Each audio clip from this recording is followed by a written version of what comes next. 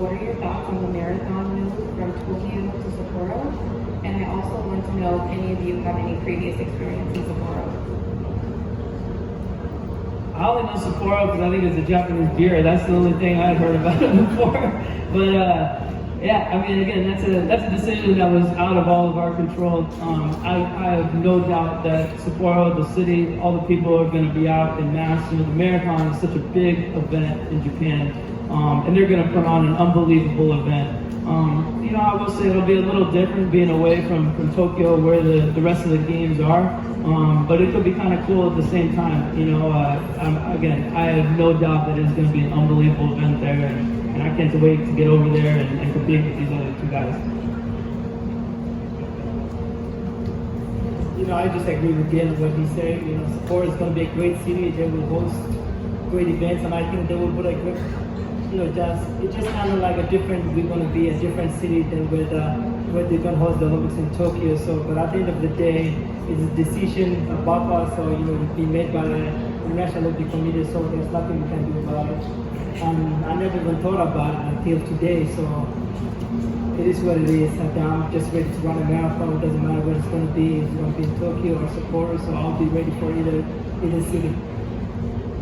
Traditionally, the marathon finishes in the Olympic Stadium, and I'm a little disappointed we won't get the opportunity for that, especially because, as Galen said, the marathon is so big over there, so I feel like it would be a pretty awesome atmosphere. Also, like they said, I think, you know, anywhere you put it on, being in Sapporo, we're going to be the only game in town, so potentially that could make it a little bit more of a fun experience. Yeah, I've never been to Sapporo. I've raced in Tokyo a couple times, but yeah, I think it's still going to be a great event. But yeah, a little disappointing that we're going to have to leave the city and leave kind of the atmosphere. But at the same time, we're one of the last events, so it's not like we could really go out and enjoy it anyway, because we got to stay in the hotel and, you know, ice bath when everybody else is out partying. Well, I wanted to take you to the 15-mile mark of the competition. Can you identify yourself, please? Oh, sorry. Sean Hartman from Track and Field News. If we take the 15 miles up to that point, it was relatively guarded running.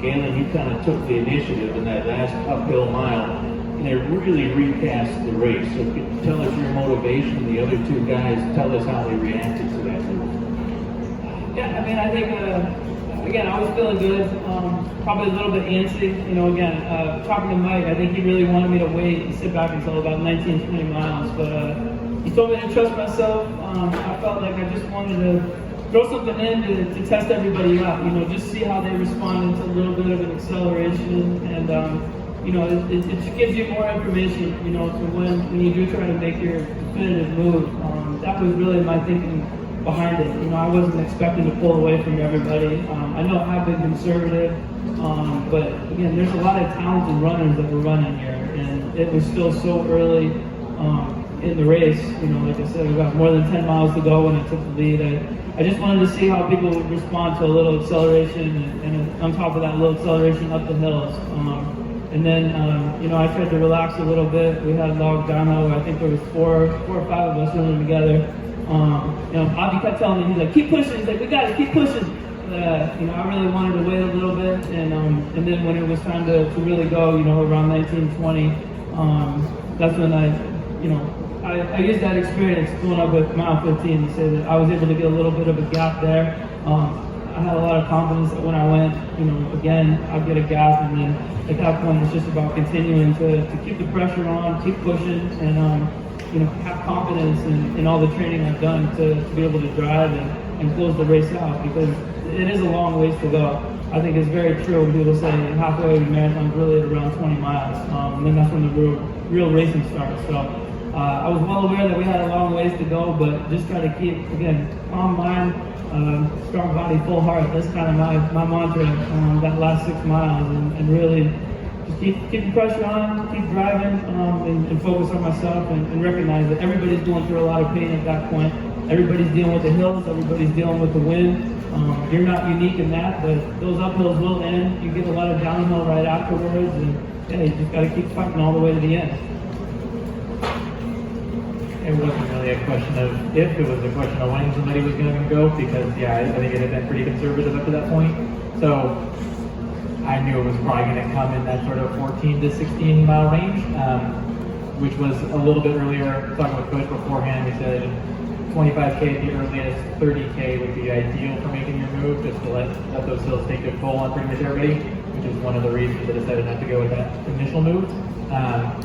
Yeah, so it wasn't a big surprise, and the people that decided to go with that group wasn't super surprising.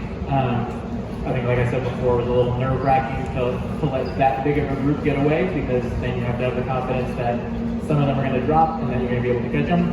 So, I don't know, I mean, I just trusted the plan and it ended up working out, which was definitely not a guarantee beforehand. But yeah, not super surprising.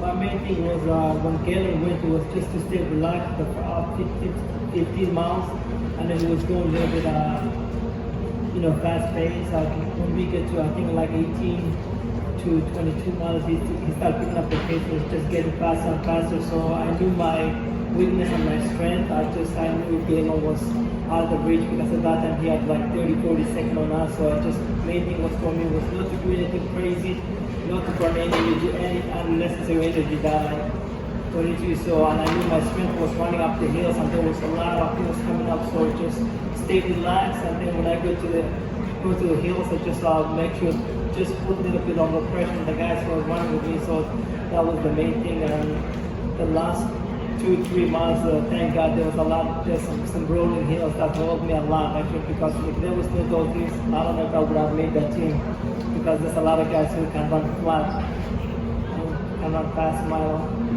Like our Leonard Korea, who was 4th place, so, and I knew his strength. I just want to put him some pressure on him, and I was telling Jake, I said, let's work together, and Jake wasn't having it. He was just like, he just didn't say any word back to me, and I said, okay. Didn't have a whole lot of big words. All right, guys, thank you all very much.